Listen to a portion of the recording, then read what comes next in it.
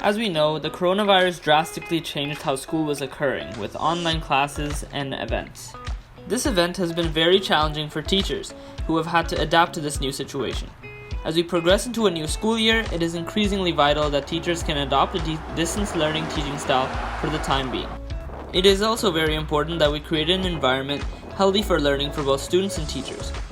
This can be accomplished by teachers understanding the student point of view of things, and vice versa. This video intends to portray some of the perspectives put forth by our FUSD students. Hopefully it is helpful.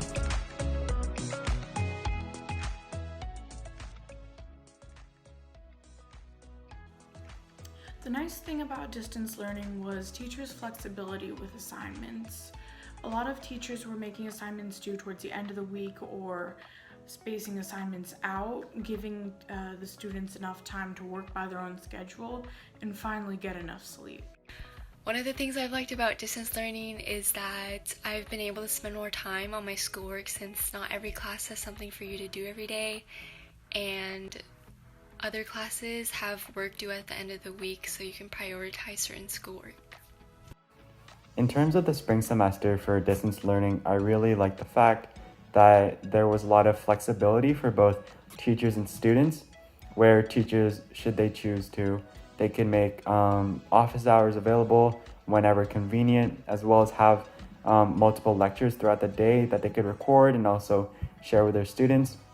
So in that aspect, I think that distance learning and having recorded lectures was a real benefit for a lot of students.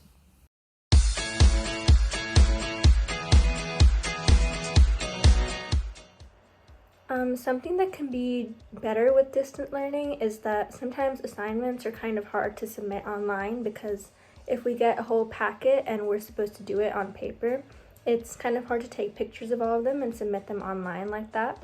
And also, I think that when we do lectures with Zoom, they're a bit less interactive because we don't get to see examples and things. Like in physics, for example, we don't get to see examples of labs. Instead, we have to just look at PowerPoint slides, which is less interactive. So those are things that can be done better.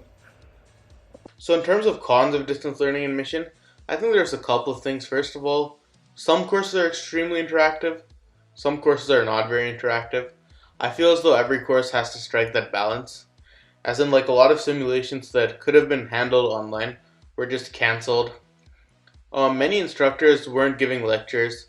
I feel as though the biggest advantage of online is that lectures could be recorded and given to students. Many instructors weren't doing that, even though Zoom meetings aren't too challenging to record. I feel as though that could have been handled better. Something that could have been done better over distance learning was perhaps how lectures or presentations were given. There were times where I felt it was a little bit boring. Maybe like having presentations be a little bit more colorful or pop out, just something that would really stick with students. So at the end of the day, they're just not paying attention to a screen and just hearing things, and it can be distracting sometimes. So having just something more interactive.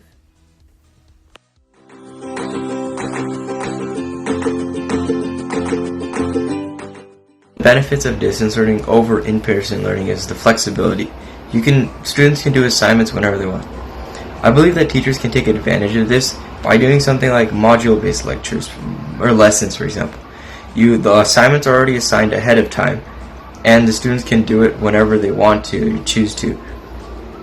And it's also that students can basically go at their own pace. If they're going a lot faster through the assignments, then it's good for them. If they're going slower, then it also depends on them as well.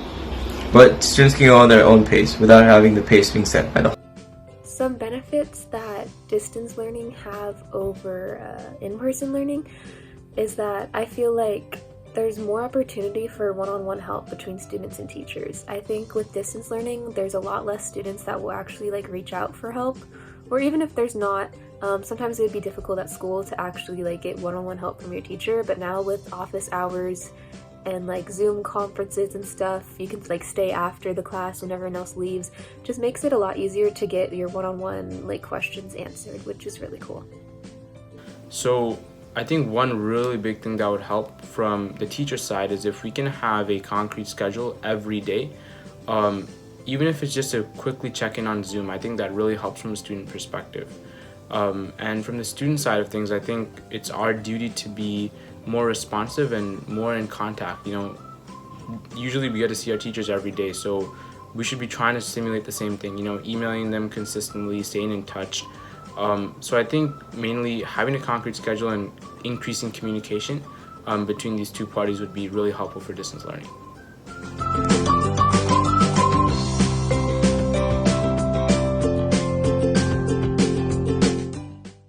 I would say that teachers need to understand that it's really hard for students to sit on Zoom for a long period of time.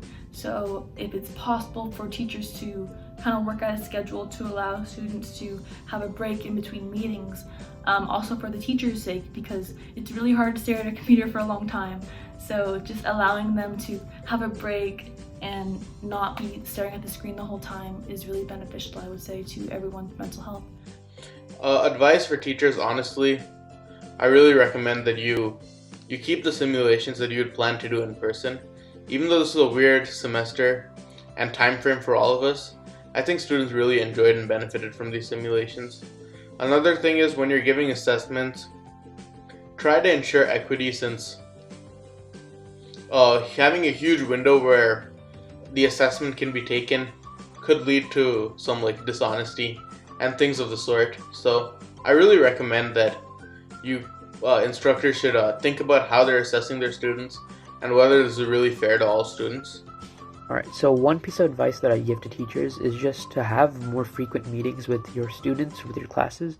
I think it just helps them stay a bit more focused, because in my second semester of distance learning, I didn't have any meetings, and I think it just pushed me to lay off school a bit more, and I just didn't take it as serious as I would if it was in person. Another thing I would suggest is have all the assignments for a week laid out ahead of time so that your students can see them and plan out their tasks for a week instead of assigning them day by day, because it just helps them control their schooling.